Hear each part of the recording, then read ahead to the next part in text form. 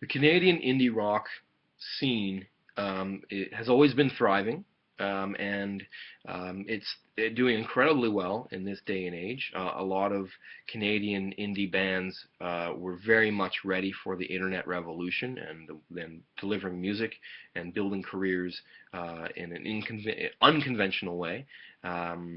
And have done very, very well. And the archetype for a lot of indie rock bands in this day and age was paved and navigated and left road signs along the way for bands today by the Rheostatics. The Rheostatics formed in one carnation or another back in the early 80s when the members of the band weren't actually even old enough to be playing in the bars they were playing in. But they were able to through permission from blah, blah, blah, blah, blah. Their first album was a collection of releases throughout their early career, from the early 80s until the mid-80s, titled Greatest Hits, which I always thought was very tongue-in-cheek and very witty. Their first proper release was in '89 with the album Melville, and it contained some of their best tracks, Holy Mackinaw Joe, We Are the Horses, which is just fantastic.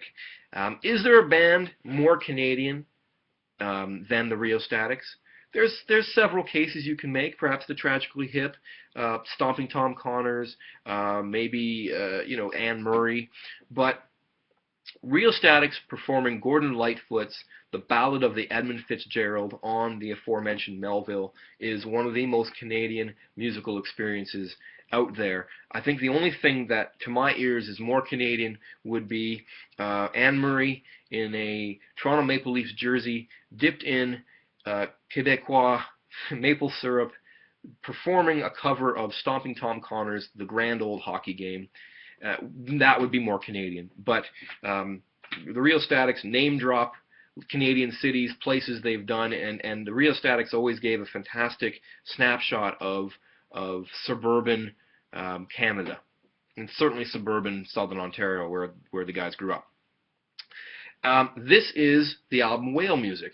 Now, Whale Music, the album, is not to be confused with music inspired for the film Whale Music. So Whale Music is a book, and the guys in the band named this record and wrote a whole bunch of songs on it inspired by that book. And the author of that book liked this record so much that when his book was optioned to become the film Whale Music, he contacted the Rheostatics and said, would you do the music for the movie?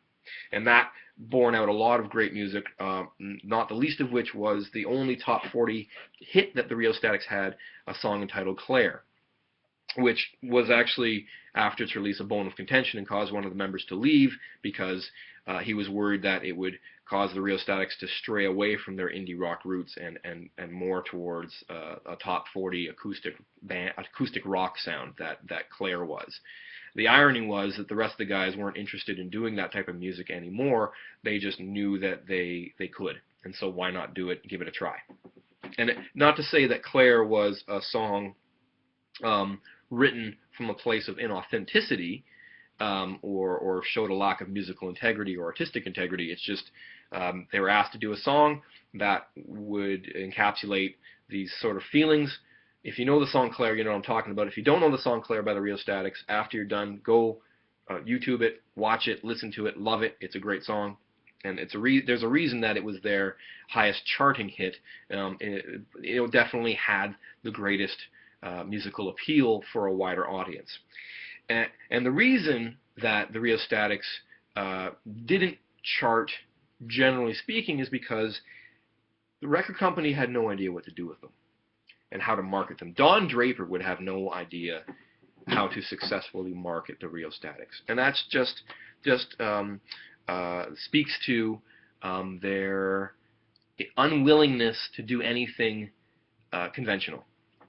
And yet they could do conventional if they wanted to, and yet they could also go completely metal prog rock because these guys have chops. These guys are all awesome players, and you can hear it on quite a few, little stanzas within the songs and little bits here and there throughout their entire career. You could, these guys wanted to rock out and very well could rock out, and sometimes did rock out, but always managed to rein it in and not take the easiest path. So, if you know what the rheostatics are about, then I'm telling you stuff that you already know. So why are you watching this besides, all this? Um, uh, if you don't know who the rheostatics are and you need an idea of what they sound like, the best description I can give is if you put Neil Young and Neil Peart and Frank Zappa and Tom Waits all in a room together and said, go, that would give you the best idea of what the rheostatics sound like. You've got awesome musicianship. You've also got folk rock sensibilities. You've got the quirkiness of Zappa, and you've got the chops of Neil Peart, all blended into one beautiful, bizarre package of music. And that's really who the Rheostatics were. This record, Whale Music, which was their second major release, brought us fantastic songs like Shaved Head and Who, Soul Glue, Rain, Rain, Rain, California, the whole record. There isn't one track on Whale Music that it was filler. And it's rare that even the best bands can claim that. So, Whale Music by the Rheostatics, it was on Sire/Warner Records, and they were eventually dropped again because of their quirkiness, and the record company had no idea how to market them. It might be a little hard to find Rheostatics in your local record store in this day and age because they weren't the best-selling band out there, so some mainstream record stores might not have them. You should be able to find their music here on YouTube. Obviously, there is a Rheostatics channel. I recommend you go to it. Rheostatics is spelled R-H-E-O-S-T-A stat T-I-C-S. Rheostatics. They've got their own channel here on YouTube, and I recommend it highly. And you can also get their music probably in most digital download stores. I regret that I did not get into the Rios until near the tail end of their career. I was lucky enough to see them several times in that part of their career, and they still were top of the game musicianship-wise, and still were putting out very, very good music. So their entire career is very worthy delving into. If you're a Rheostatics fan, give me some of your best concert experiences with the Rios. One of mine was going to see them 2 nights in a row with my friend Jeff at the Horseshoe Tavern back in 2001. And there you go. The Rheostatics, Whale Music. Go discover new music, and tell me what you think of it. Don't forget to like and share. Tell your friends about this Yahoo on YouTube that prattles on about music that no one has ever heard of, or that not many people have heard of. And, again, let me know if there's something you'd like to hear me review, and I will take into consideration. Please, please, no top 40 pop. Some top 40 pop is all right, but manufactured pop just don't sit well with me.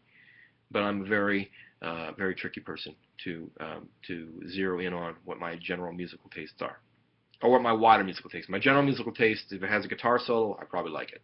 But on the wider scale, you've seen what I've reviewed thus far. I do have a wide umbrella of music to choose from. I am done rambling on. This is almost 9 minutes long. Thank you for watching. Like, share, tell me what you're looking forward to. Tell me what your favorite Rheostatics record is, and go discover some new music. Mwah!